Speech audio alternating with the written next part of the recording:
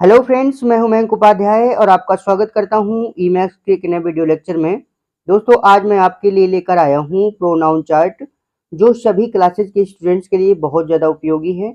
आज हम इस वीडियो में प्रोनाउन को गहराई से और इसकी सारी मीनिंग्स को अच्छे से समझेंगे। तो फ्रेंड्स, 3 तरह के प्रोनाउन होते हैं, फर्स्ट पर्सन, सेकेंड पर्सन और थर्ड पर्सन। तो सबसे पहले हम देखते हैं फर्स्ट पर्सन के प्रोनाउन। तो फ्रेंड्स, फर्स्ट पर्सन के 2 प्रोनाउन होते हैं, आई और वी। तो हम पहले देखते हैं आई को। आई का हिंदी में अर्थ होता है मैं या मैंने। इसे सब्जेक्टिव केस या नॉमिनेटिव केस कहा जाता है। कुछ लोग सब्जेक्टिव केस भी कहते हैं और कुछ लोग नॉमिनेटिव केस भी कहते हैं। और इसका ऑब्जेक्टिव केस होता है मी, जिसका हिंदी अर्थ होता है मुझे या मुझको। और इसका पजेसिव केस होता है माय और माइन, जिसका हिंदी अर्थ होता है मेरा, मेरी, मेरे।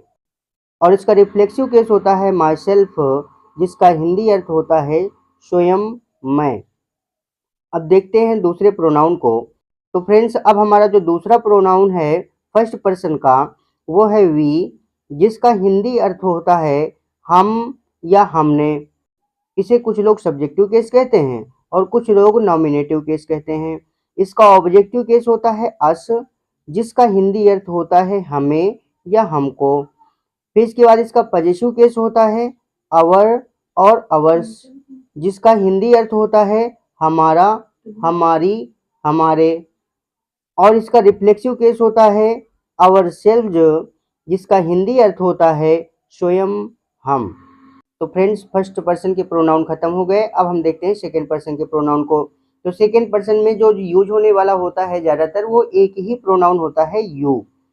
तो सब्जेक्टिव केस या नॉमिनेटिव केस भी इसको बोलते हैं यू को। और इसका हिंदी अर्थ होता है तुम या तुमने। और इसका ऑब्जेक्टिव केस भी होता है यू, जिसका हिंदी अर्थ होता है तुम्हें या तुमको। और इसका पजेसिव केस होता है योर, योर्स, जिसका हिंदी अर्थ होता है तुम्हारा, तुम्हारी, तुम्हारे।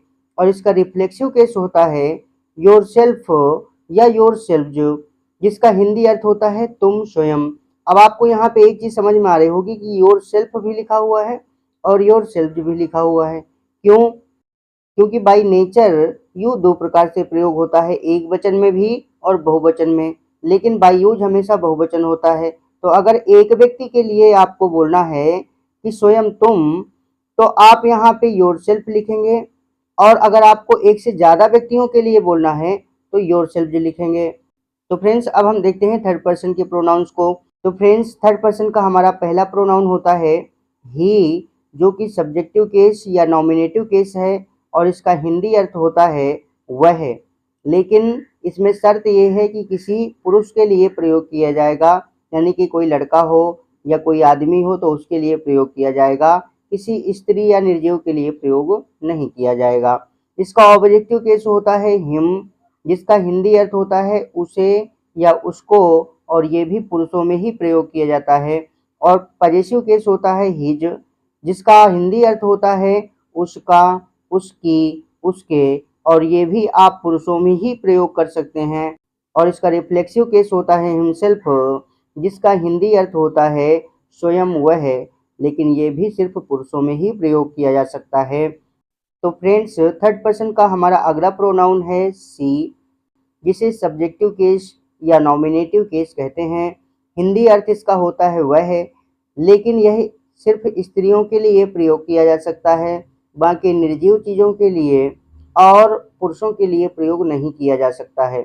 इसका ऑब्जेक्टिव केस होता है हर, जिसका हिंदी अर्थ होता है उसे या उसको। यह भी सिर्फ स्त्रियों के लिए प्रयोग किया जा सकता है।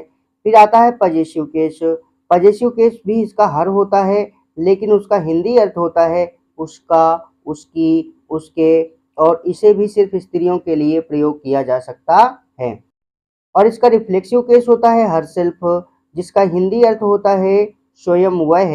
ये भी स्त्रियों के लिए ही प्रयोग किया जाता है। तो फ्रेंड्स, अगला हमारा थर्ड पर्सन का प्रोनाउन है दे, जो कि सब्जेक्टिव केस या नॉमिनेटिव केस है। इसका हिंदी अर्थ होता है वे या उन्होंने।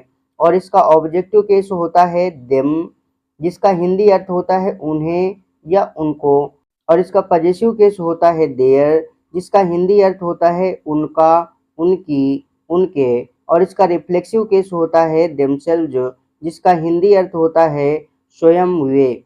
लेकिन दोस्तों एक बात ध्यान रखिएगा यहाँ पे कि जो दे है या दे के बाकी केसेज हैं, ये सभी जो है स्त्रियों के लिए भी लग सकते हैं और पुरुषों के लिए भी लग सकते हैं, लेकिन सिर्फ बहुवचन में।